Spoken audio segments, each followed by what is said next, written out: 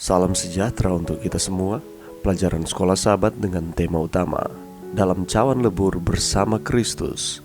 Pelajaran ke-10, Kelemah Lembutan dalam Cawan Lebur.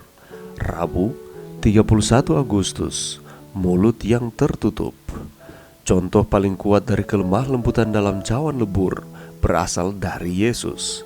Ketika dia berkata untuk datang dan belajarlah padaku, karena aku lemah lembut dan rendah hati. Dia bersungguh-sungguh dengan cara yang mungkin tidak dapat kita bayangkan. Bacalah 1 Petrus 2 ayat 18-25. Petrus menawarkan beberapa nasihat mengejutkan kepada para budak. Dia menggambarkan bagaimana Yesus menanggapi perlakuan yang tidak adil dan menyakitkan, dan menyarankan kepada mereka bahwa Dia telah meninggalkan kepada mereka teladan supaya kamu mengikuti jejaknya. Prinsip kelemah lembutan dan kerendahan hati apakah yang dapat kita pelajari dari teladan Yesus seperti yang diungkapkan di sini oleh Petrus? Sungguh mengerikan melihat orang lain memperlakukan orang lain dengan tidak adil, dan sangat menyakitkan ketika kita menerima perlakuan seperti itu, karena kita biasanya memiliki rasa keadilan yang kuat. Ketika ketidakadilan terjadi, naluri kita adalah meletakkan segala sesuatu pada tempatnya, sambil membawa apa yang kita yakini sebagai kemarahan yang benar dan adil. Tidak mudah untuk hidup seperti ini. Kelihatannya adalah mustahil kecuali kita menerima satu kebenaran kritis, bahwa dalam semua situasi yang tidak adil, kita harus percaya bahwa Bapa kita di sorga memegang kendali, dan bahwa Dia akan bertindak atas nama kita ketika itu sesuai dengan kehendaknya.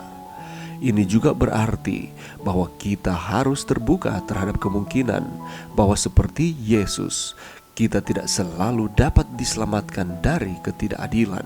Tetapi kita harus selalu ingat bahwa Bapa kita di sorga masih bersama kita dan bertanggung jawab.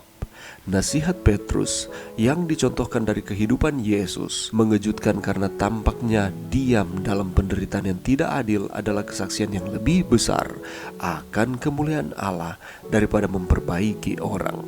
Ketika ditanyai oleh Kayafas dan Pilatus, Yesus bisa saja mengatakan banyak hal untuk memperbaiki situasi dan untuk membenarkan dirinya, tetapi Dia tidak melakukannya. Keheningannya adalah kesaksian akan kelemah lembutannya.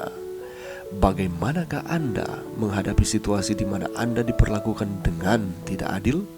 Bagaimanakah Anda dapat menerapkan dengan lebih baik beberapa asas yang terlihat di sini hari ini dalam kehidupan Anda sendiri? Pelajaran yang bisa kita dapatkan pada saat ini, kalau kita membaca di dalam 1 Petrus 2 ayat 18-25, ini merupakan nasihat yang diberikan oleh Petrus kepada para budak yang sedang menderita. Petrus mengambil teladan dari Kristus di dalam penderitaannya untuk menjadikannya berkat kepada para budak yang sedang menderita oleh karena penindasan. Dan ini juga menjadi pelajaran bagi kita untuk melihat penderitaan Kristus ketika kita sedang bergumul di dalam setiap penderitaan kita.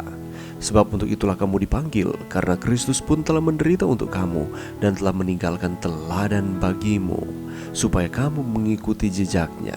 Ia tidak berbuat dosa dan tipu tidak ada dalam mulutnya. Dan ini yang dirasakan oleh Yesus, dan responnya ketika ia dicaci maki, ia tidak membalas dengan mencaci maki.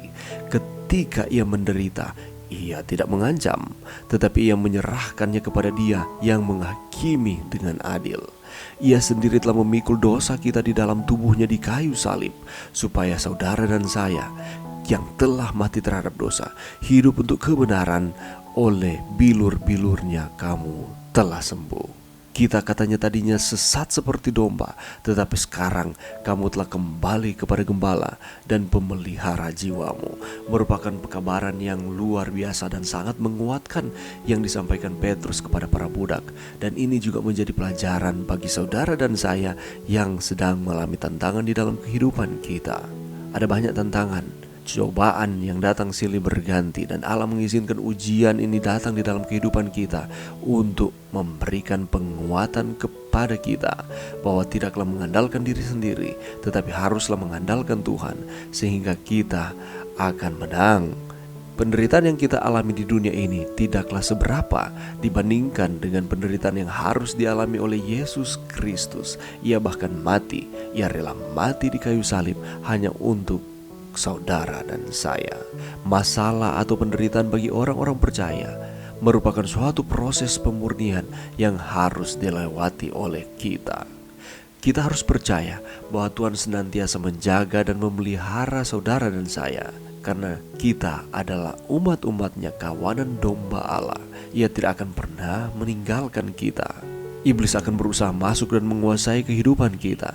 Tetapi apabila kita bergantung sepenuhnya kepada Tuhan, maka kita akan terus dilindungi oleh Tuhan. Dengan kita mengerti maksud Tuhan di dalam kehidupan kita di balik masalah dan penderitaan saudara dan saya, kita akan menyadari bahwa kita tidak sendirian menghadapinya.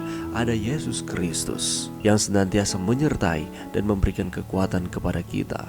Dengan mengambil contoh kehidupan dan pengorbanan Yesus ketika ia ada di dunia ini, Petrus berpesan agar saudara dan saya senantiasa mengikuti jejaknya, karena kita telah dipanggil untuk bersaksi, untuk menyatakan Injil, kabar baik keselamatan kepada semua orang. Apakah kita mempercayai Tuhan bahwa Ia tidak meninggalkan kita dan Ia akan menuntun kita melewati penderitaan tantangan kehidupan kita? Mari berdoa. Terima kasih Tuhan atas firman-Mu pada saat ini. Bantu kami Tuhan untuk kami tetap bertahan di tengah-tengah tantangan kehidupan yang kami alami. Belajar dari pengalaman Yesus ketika hidup di dunia ini. Kami percaya Tuhan menyertai kami. Ini doa kami di dalam nama Yesus. Amin.